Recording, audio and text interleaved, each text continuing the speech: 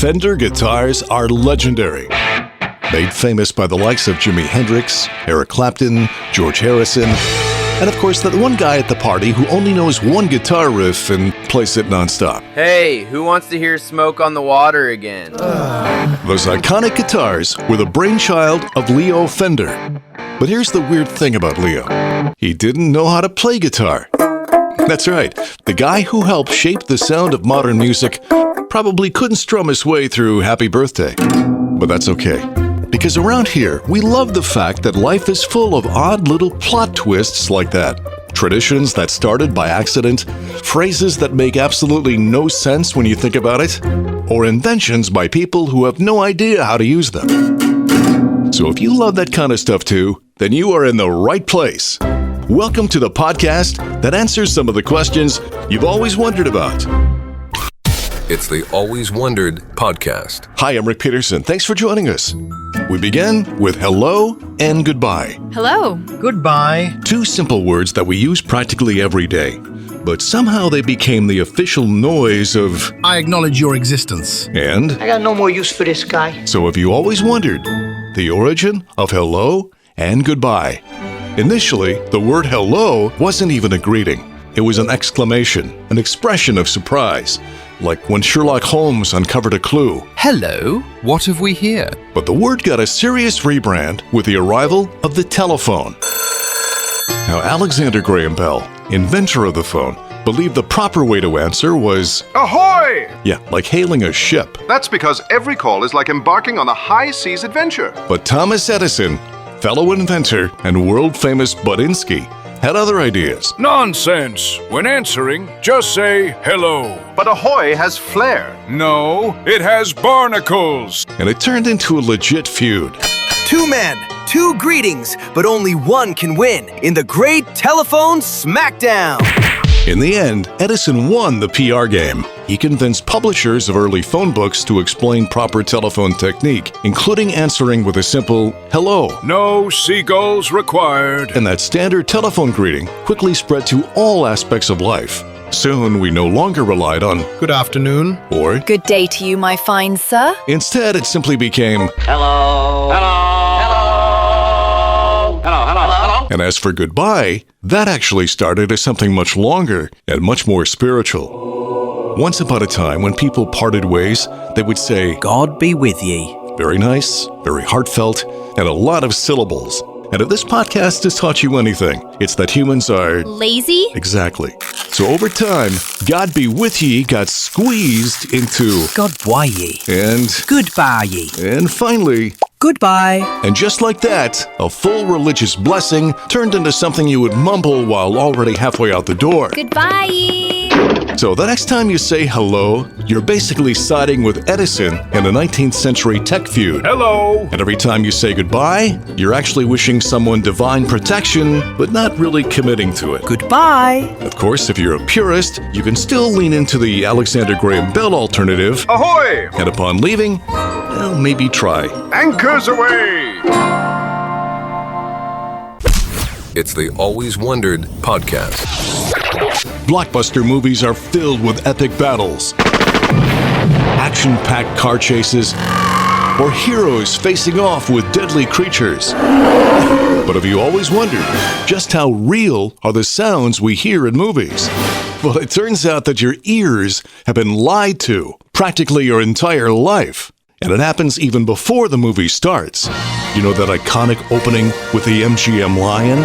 That deep, regal roar that says, This movie is about to win awards. the plot twist, that lion roar is actually a tiger.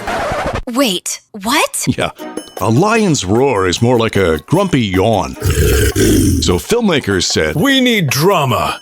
Get me the tiger. and it's the same when you see a proud, bald eagle soaring across the sky. The symbol of freedom, strength, America! But the sound?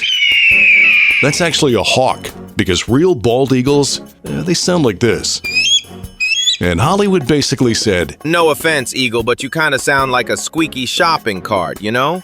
it's all part of a phenomenon called the coconut effect. The phrase dates back to when they started using coconuts to make the sound of horse hooves. And now that we've heard the fake sound so often, the real one simply sounds wrong to us, like breaking bones.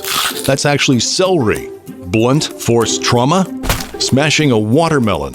Big punch, a gloved hand hitting raw meat. And somewhere there's a grocery store manager saying, What on earth are they doing to my inventory? and sometimes sounds defy all logic, like those battles in space. Yeah, there's no air in space to carry sound waves, so those epic battles in reality would be eerily silent. And one of my favorites, the car chase. Yeah, but only in the movies will you hear tires squeal on gravel or dirt. But here's the thing to remember. Movies aren't trying to sound real.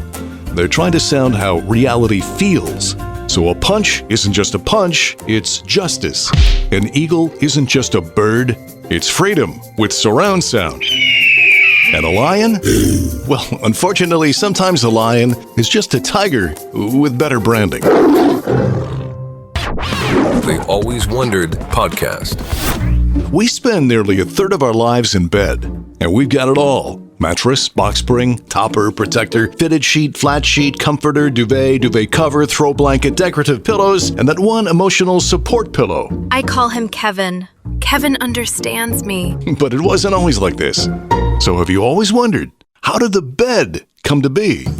In the beginning, nature's original mattress was, well, dirt. Introducing the Ground-A-Pedic, featuring 3 luxurious settings: hard, cold, and damp. Or choose all 3. But then, one of our early ancestors had a revolutionary idea. Me put stuff on top of dirt. So mankind added leaves and grass, creating the first bed prototype. Soft-ish, comfy-ish, and of course, bug-ish. Hey, why bed bite me? But if we fast forward a few thousand years, the ancient Egyptians took it up a notch. I shall now sleep elevated. Yeah, they were the ones that gave us raised beds. Oh, and yeah, pillows made of marble. I went to lay my head down and woke up with a concussion. And that brings us to the Middle Ages. For mattresses, they sewed together bags and stuffed them with straw, pea shucks, and if lucky, feathers. And then everyone would pile into that same bed together. The whole family, the dog, maybe a traveling stranger. It was basically a medieval mosh pit. And by the Industrial Revolution, mattresses were upgraded to cotton and metal coils. But admittedly, the bed spring technology was slow to evolve. Sleep well, dear. Yes, except for the jagged piece of steel embedded in my back. And that brings us to today, where we have reached the peak of bedtime luxury. We don't have beds, we have sleep systems. Welcome to the DreamCloud Ultra Plus Smart Sleep Max Pro. I can adjust firmness, temperature, elevation, track your sleep, monitor your heart rate, and provide emotional counseling. Whoa, I just wanted a nap. It took thousands of years, but we've gone from sleeping on rocks, ouch, to waiting for our bed software to update. Still searching for Wi-Fi signal. But through it all, it's nice to know that one thing has never changed. We still dread waking up. The Always Wondered Podcast.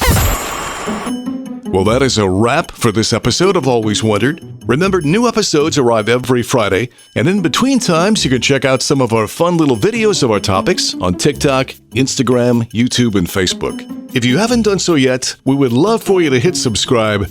Now, we could have your mother call to remind you to do that. Hi, sweetie. It's me again. But we know how those calls can sometimes go. I made your favorite dinner tonight, the one you loved as a child. But I guess I'll just put it in the fridge, next to all the other things you don't come home for. So maybe it's just best to hit the subscribe button and let the episodes come right to your device. All right. As always, we leave you with one to ponder. Have you always wondered why we say something is an original copy? I mean, is it original or is it a copy? Not sure if it can be both. So until next time, stay curious and keep wondering. I'm Rick Peterson. Thanks for listening. The Always Wondered Podcast. If you like what you hear, please subscribe, leave a 5-star rating, and a review. Listen on Apple Podcasts, Spotify, or wherever you get your podcasts. Feel free to offer suggestions for future topics or simply reach out to alwayswonderedpodcast@gmail.com.